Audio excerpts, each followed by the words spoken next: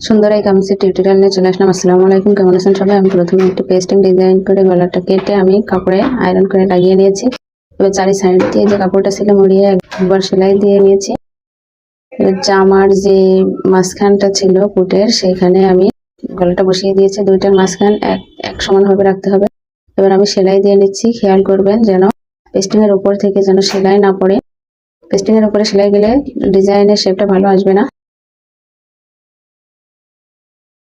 আমার সেলাইটা দেওয়া হয়ে গেল। এবার আমি চারিদিক থেকে কেটে নিলাম। কোনাগুলো একটি কাঁচি রাখা দিয়ে কাট করে নিলাম। এবার পটিটা উল্টিয়ে দিলে আমার ডিজাইনটি হয়ে গেল তৈরি করা।